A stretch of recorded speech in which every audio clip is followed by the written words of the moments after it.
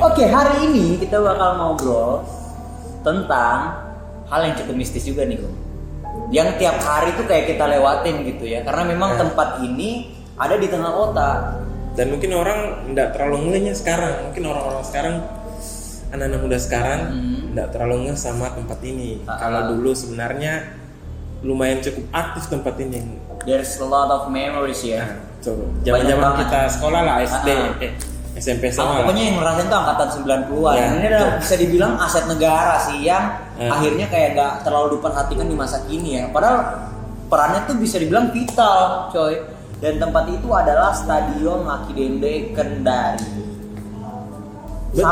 Sampai tahun ini tuh kayak Stadion Lucky Dende udah nggak pernah ya, bahkan 5 tahun atau 10 tahun terakhir udah nggak pernah lagi bikin kayak eksibisi ya untuk pertandingan bola ya. Yang resmi. Bahkan udah beralih fungsi jadi kayak tempat konser gitu. Walaupun sebenarnya kebanyakan di semua daerah, bahkan di Inggris pun biasanya tempat konser tuh dijadikan konser stadion dijadikan tempat konser gitu kan. Nyambinya. Cuman ya sangat disayangkan sekali sih Stadion Lucky Dende harus tidak aktif. Tapi kita nggak bakal ngobrol soal Lucky Dendenya, Stadion Lucky Dendenya. Kita mau ngobrol karena tempat ini udah cukup lama ya. Kalau kita lihat dari sejarahnya bahwa Stadion Lucky Dende itu diresmikan di tahun 80 sampai 81 ya oleh Mendagri saat itu. Usianya berarti sekarang sudah menginjak 40 tahun ya. 40 tahun. Ya. Sih? Sekitar itulah. Sekitar itu. Berapa sih ya 40 tahun? 50 ya? 40 ya? Ya. 40 tahun. Dan kalau aktifnya, ingat nggak sih Gung? Terakhir kali tahun berapa tuh kayak masih ada kompetisi bola? Kalau saya sih SD ingatnya. Kalau bola Mustika, kayaknya Mustika dulu. Kalau bola kayaknya masih zaman SMA saya masih ada. Tapi kayak liga-liga lokal, Tarkam gitu ya. Nah, liga Tarkam gitu. Oke, dan kayaknya 3 tahun belakangan ini udah jarang ya. Cuman kalau sekarang kita masih lihat sih orang udah mulai latihan lagi, main bola lagi, tapi kita nggak tahu apa itu profesional atau enggak ya. Tapi yang paling fundamentalnya asik, kita bridgingnya jelek banget ya. Jelek banget bridgingannya. Tolong jangan terlalu fokus dengan putih-putih di wajah saya karena ini obat jerawat ya, saya mau mengingatkan. Kita mau ngebahas hal yang mistis di tempat itu. Sebenarnya bukan cuma stadion ya. Tempat-tempat yang bisa dibilang terbengkalai atau enggak terlalu terawat itu bisa jadi sarang, benar nggak sih? Sarangnya makhluk halus atau Iya bisa. Tidak terkecuali Lucky Dende ini. Karena beberapa makhluk halus itu senang di tempat-tempat yang kurang terawat lah, kayak terbengkalai atau kotor kelihatannya. Kayak gudang, contoh kecilnya kalau di rumah kita ya. Makanya gudang walaupun tempat pembuangan benda-benda yang tidak terpakai, kalau bisa dibersihin, dikasih penerangan yang baik. Betul. Nah, kalau ngelihat Lucky Dende sendiri, Gung, di sana itu selain kira-kira ada apa? Kalau di area dalam gedung kan tadi kita masuk keliling sekitar sana di dalam. Yang pertama saya lihat di tribun utama. Pas masuk nih ya. Nah, pas masuk di pintu masuk. Tribun utama yang tempat kita duduk itu, yang kan tribunnya cuma dua itu. Sebelah kiri sama yang di depan sana. Yang besar sama yang kecil. Yang tribun utama yang besar itu ada kayak sosok laki-laki besar yang di bawah atap berdiri. Dia cuma interaksinya pada saat kita ke sana itu dia cuma memantau kegiatan apa yang ada di sini. Maksudnya yang masuk ke sini dia bikin apa orang-orang di dalam. Wujudnya apa? Sosoknya lelaki besar sih. Tapi bukan, kalau saya gak bilangnya kayak genderuwo kan jin, berbulu. Ya jin. Kalau dia enggak berbulu tapi besar. Kayak menampakkan wujudnya kayak manusia tapi badannya besar. Udahlah, normal aja dia. Dia kayak ada orang lewat ngapain gitu ya. Kayak lebih memantau, lebih memperhatikan. Okay. Jadi dia sebenarnya nggak terlalu memberikan efek ke manusia-manusia yang ada di situ ya. Bisa dibilang nggak terlalu memberikan efek ya. Oke. Berarti kayak penjaga situ lah. Hanya enggak jahil. Dia cuma memantau saja. Enggak rese lah sama orang-orang yang ke situ. Terus setelah itu banyak nggak sih di Lucky Dende? Kalau yang terasa di sana banyak pohon cuy di sana. Iya, yang di luar. Enggak, maksudnya yang di dalam tuh kayak ada rumput ya. Dan di apa sih kayak di WC di bawah tempat duduk, di bawah tribun itu loh. Kan ada kayak ruangan itu kayak terbengkalai banget. Ya. Nah terus lanjut lagi. Di tribun yang di depan itu yang kecil itu ada satu, kalau nggak salah toilet yang di bawah itu yang sebelah kanan, itu ada sosok perempuan sebenarnya yang sering lalu lalang di dalam. Sosok wanita. Tapi kadang dia beberapa kali sempat memunculkan wujudnya di depan. Kan kalau masuk itu agak menjorok ke dalam ya. Maksudnya kita masuk tapi kursi masih kelihatan kan. Dia jorok ya? Enggak, maksudnya dia pintu masuk toiletnya kan agak masuk ke dalam. Iyalah, masuk toiletnya di luar. Kasihan yang main bola dong. Nah, ya maksudnya gitu. Jadi dia suka memunculkan dirinya di bagian depan agar kayak semacam menarik perhatian orang-orang yang kurang fokus kalau ke sana. Kayak ada dia beberapa kali memunculkan wujudnya seperti itu. Jahil juga seperti yang kalau yang di dalam sebenarnya enggak sih. Oh, jadi si yang perempuan ini ya di tempat itu ya. Oke. Sama ada yang pintu sebelah itu kan sebelah kanan, toilet kanan. Di sebelah kiri kan ada pintu masuk. Oh, masih sama ya? Nah, masih tribun yang kecil yang di depan. Nah, kalau di situ kayak ada sosok orang tua yang menjaga sebenarnya. Tapi bukan orang tua yang jenggotan putih segala macam, enggak. Tapi Daeng ya bukan? Itu Koni. Oke. Enggak, tapi dia mukanya agak berbulu. Tapi orang tua, bukan sosok gundurwo. Kan biasa kalau berbulu orang kayak langsung apa ya? koneknya Kayak apa ya? gitu.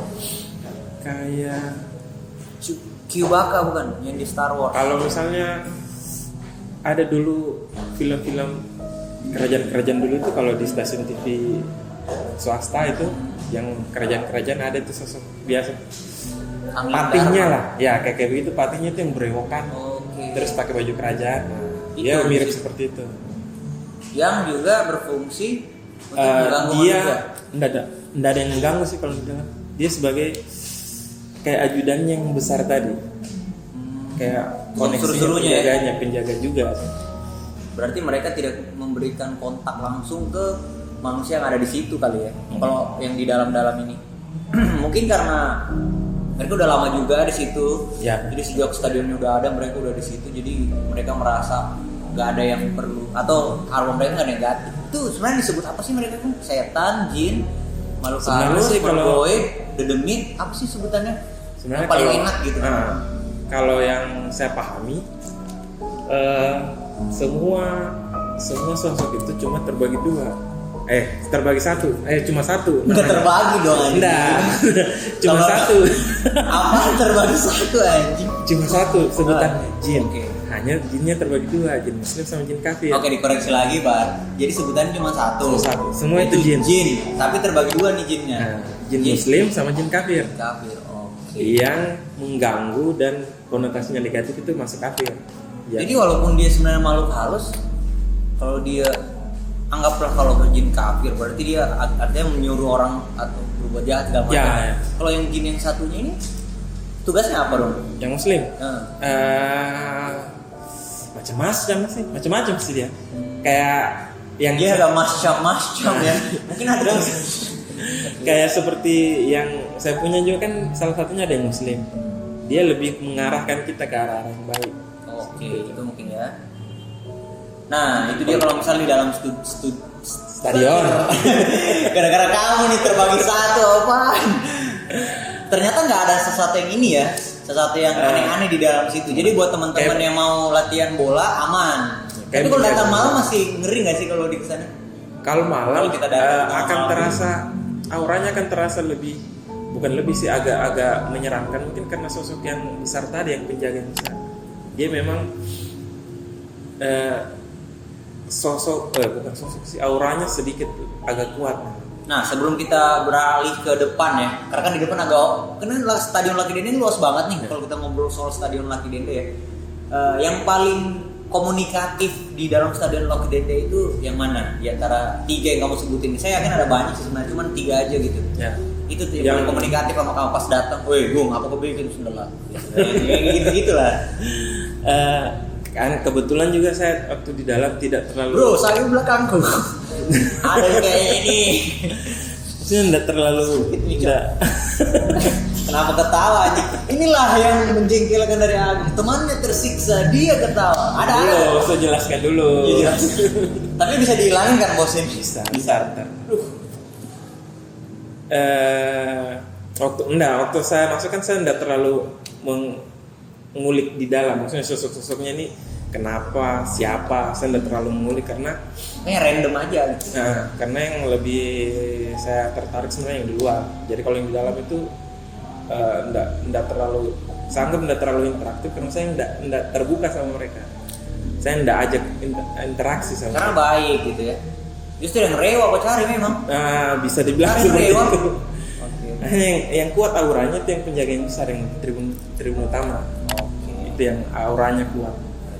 Tapi nggak sampai lengket di kita di tim kalau kita tadi kita rame-ramean ke sana, nggak ada yang ngikutin ya. Maksudnya yang penasaran gitu kan, biasanya kita ada yang lengket. Enggak sih. Atau justru malah yang di bunker. Ada tadi kita sempat di depan TPRI ada bunker. Nih orang Kendari pasti tahu ada bunker di situ. Saya nggak tahu tadi. Ya kamu baru kan tahu. orang Kendari, kamu orang gila aja. Oke, kita langsung menuju ke depan nih. Ke Depan bagaimana tuh Sob? Nah, kalau di depan kan dulu seingat saya tuh waktu zaman SMP kalau Majapahit ya, zaman Majapahit berarti. SMP saya sekitar 2004 2006 lah. Tuang. Iya. Maksudnya dirawat bisa kan? Tapi sudah menikah kayaknya. Enggak, maksudnya waktu zaman SMP dulu memang ada istilahnya kanda-kanda di lorong. Ceritanya kalau lewat malam-malam di depan Stadion Lakidende itu kan memang dulu sunyi, maksudnya kendaraan tidak seramai sekarang. Biasa katanya ada yang ngikut. Oh, mitos.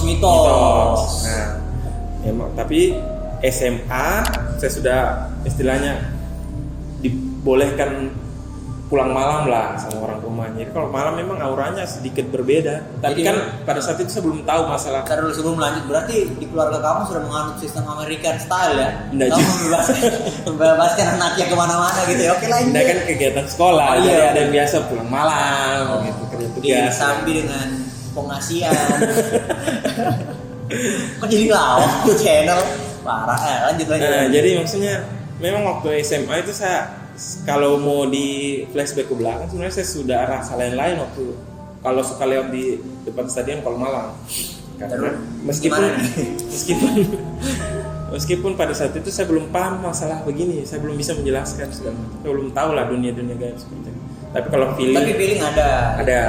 Nah, setelah tadi kita ke sana bagian depan, memang sebenarnya yang ada dua sosok yang suka ngikut ke, seringnya sih dia ngikut di pengendara motor. Sosoknya itu ada Tante Ki sama, kalau pocong halusnya apa? Mr. P. Ya. Pocong kan? Mr. Ghost Pocong. Candy lah, Ghost Candy. Ghost Candy ya. Pokoknya kuntilanak sama pocong lah. Dua yang suka ngikut. Itu sampai ke bawah nggak sih, kayak dia kan kalau dari arah Uwa itu kan turunan gunung tuh, atau cuma di depan lagi Dende doang? Jadi dia nongkrongnya itu di pinggir jalan yang bagian atas kan banyak pohon-pohon tuh. Dia nongkrongnya sering munculnya dari situ. Kuntilanak gitu. Dari pohon bambu, ada pohon bambu di antara Stadion Lakidende sama stasiun TV sampingnya. Pohon bambu itu sampai di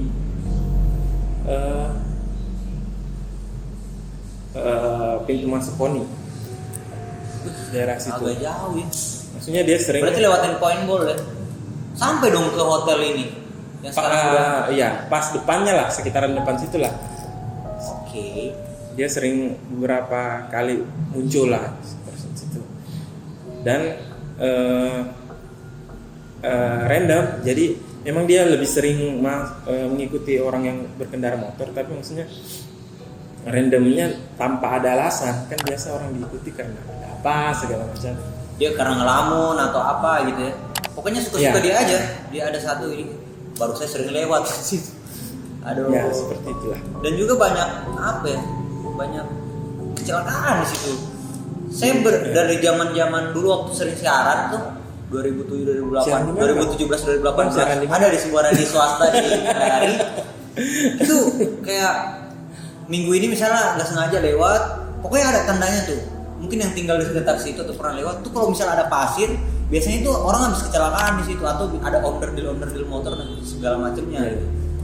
Itu orang kecelakaan di situ. Nah, ini sekalian mau nanya nih, sebenarnya kita punya narasumber, cuman dia nggak begitu ini. Cuman dia meyakini bahwa memang di depan lorong flamboyan itu loh, di depan kondisi itu kan, itu sering kali banyak kecelakaan terjadi. Mungkin karena jalanannya kali ya, yang agak sedikit ketutup gitu, dan orang kayak nanggung gitu udah kenceng. Karena kan turunan dan belok dikit kan, itu bahaya. Nah, menurut Agung ada fungsi atau dari si hantu ini nggak? Kalau yang tangannya, kalau yang di depan yang lorong itu tadi kan itu pas depan pintu masuk poni itu, sebenarnya situ sosoknya beda lagi, berhadapan-hadapan ya. Nah, itu beda lagi. Jadi kalau kecelakaannya dari situ bukan mereka mereka lebih ke sering ngikutin orang. Jadi kalau bawa motor sendiri itu kadang ngikut sampai rumah, sampai kamar, nanti lama-lama dia balik lagi.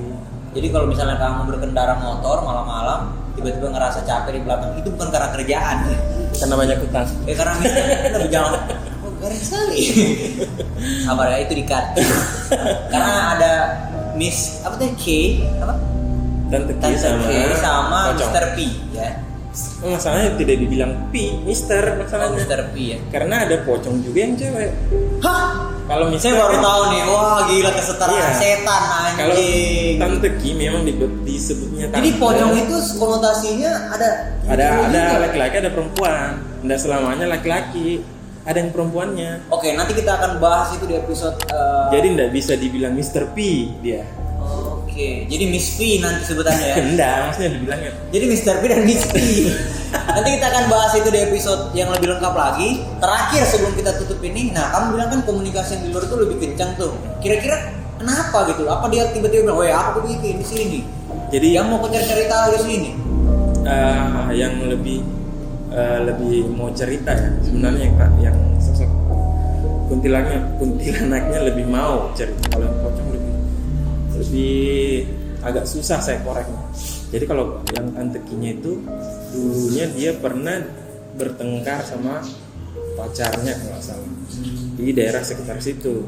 Terus setelah itu kayak kisah-kisah anak remaja sekarang lah, yang kalau bertengkar dikasih turun di jalan. Nah, dia dikasih turun di jalan situ. Setelah dikasih turun, dia ketemu sama 2-3 orang laki-laki yang kondisi mabuk. Terus ketemu sama ini perempuan ini. Nah, setelah itu ada kejadian itulah, bisa dijelaskan untuk nanti. Setelah itu jadi kayak cowoknya bangsat. Setelah itu jadi Tante Kinya itu sampai sebenarnya dia tidak meninggal pas kasian banget ya. Pas di bahasa halusnya apa sih? Saya bilang diperkosa aja. Iya, diperkosa. Nah, setelah diperkosa sama 3 orang ini ya. Nah, yang kondisinya memang mabuk, ketemu di jalan, diperkosa di sekitar situ. Sebenarnya dia tidak sampai meninggal. Setelah itu kan ditinggal. Kondisinya memang sudah buruk, penuh darah dan kotor. Dia merasa dan tidak pantas hidup di sini, jadi dia bunuh dirinya di sini. Seperti itulah kisahnya kurang lebih. Arman, kau lakukan sama mantanmu ini. Jadi kalau misalnya dia ikut beberapa, makanya saya bilang dia seringnya ikut di motor karena dulu memang pacarannya naik motor, dikasih tinggal di situ. Setelah itu dia suka kayak mirip-miripnya pacarnya kayaknya yang dia suka ikutin, dan kebanyakan memang laki-laki yang dia ikutin. Kalau perempuan jarang sih. Dia bilang kayak gitu ya. Ada yang ingin sampaikan lagi nggak ada? Itu aja dokter.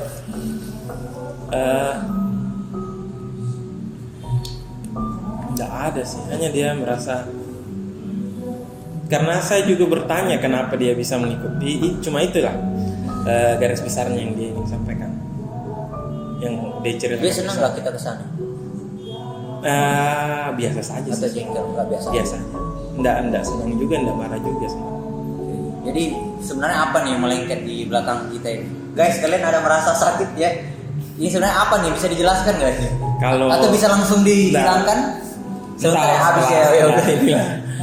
Jadi kalau di Rudy yang datang itu sebenarnya yang sosok yang di tribun utama. Boleh. Yang itu yang laki-laki besar. Yang besar. Yang itu. Padahal tadi waktu datang ke sini, sumpah demi Allah saya nggak ngerasain apa-apa. Terus yang kita agak lebih rapat ya. Di belakang kameramen 2 ini, ya Tante Ki itu yang muncul. Yang bertanya-tanya tadi ya. Nah, ya bukan yang saya ajak interaksi untuk mencari tahu kisahnya. Oke lah.